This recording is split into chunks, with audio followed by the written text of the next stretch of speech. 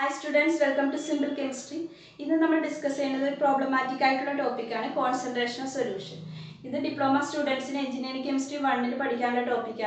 BTech plus 1 plus 2 students in this topic. Common topic is discuss concentration of solution. Concentration of solution. Before that, we want to study what is a solution. Solution is a homogeneous mixture containing two components. Solution is a homogeneous mixture containing two components. The first component is solute, second component is solvent. Simple solution solute plus solvent gives solution represented. Less amount solute, more amount solvent active. Example, sugar solution sugar solute, water solvent active. Solution concentration conducting different methods. There are important methods we discuss. Normality and molarity. Normality start. Normality. What is normality? It is the number of gram equivalents of the solute present in a liter of solution. 1 liter solution adile number of gram equivalents of solute present in normality define. The calculate here mathematical expression and normality n is equal to W into 1000 divided by equivalent mass into volume. W is the weight of the solute in gram. V is the volume of solution in milliliter. E is the equivalent weight. Equivalent weight we calculate. W, V given values. Equivalent weight കണ്ടുപിടിക്കാൻ നമുക്ക് method അറിയാം molecular weight divided by acidity or basicity ആണ്. അപ്പോൾ അത് substitute ചെയ്താൽ നമുക്ക് molecular formula തന്നിട്ടുണ്ടാവും അത് വെച്ചിട്ട് equivalent weight കണ്ടുപിടിക്കാം. W, V given values ആയിരിക്കും സബ്സ്റ്റിറ്റ്യൂട്ട് ചെയ്തിട്ട് നമുക്ക് normality കാൽക്കുലേറ്റ് ചെയ്യാം.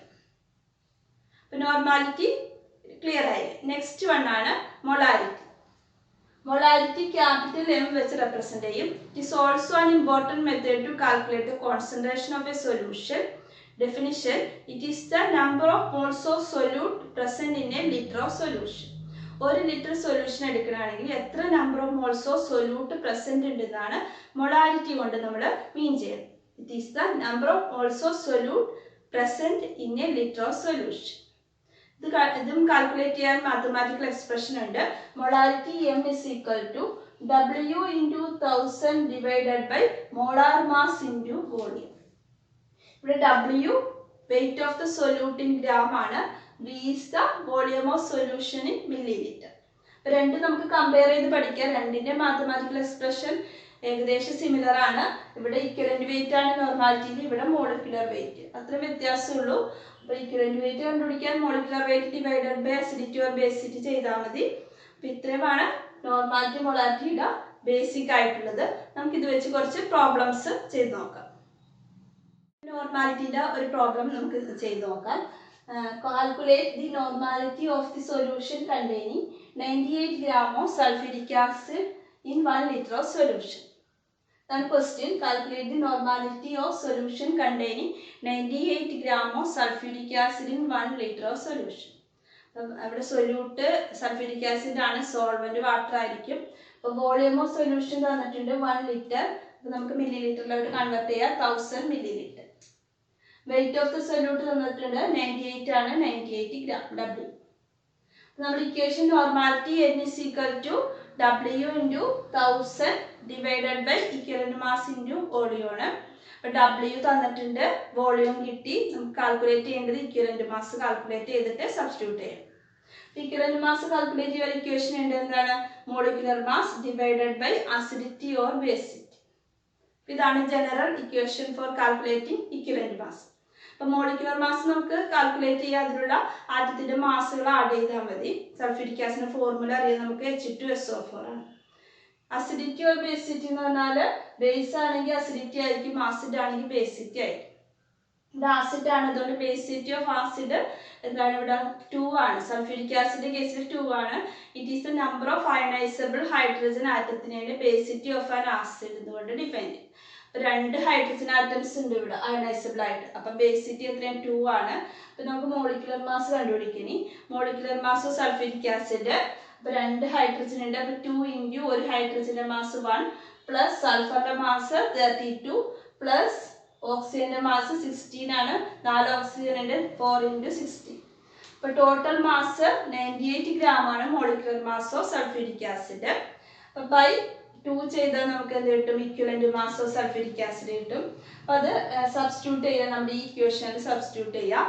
അപ്പോൾ 98W into 1000 divided by 49 into 1000 volume 1000 sequel to answer 2 normal ആണ്.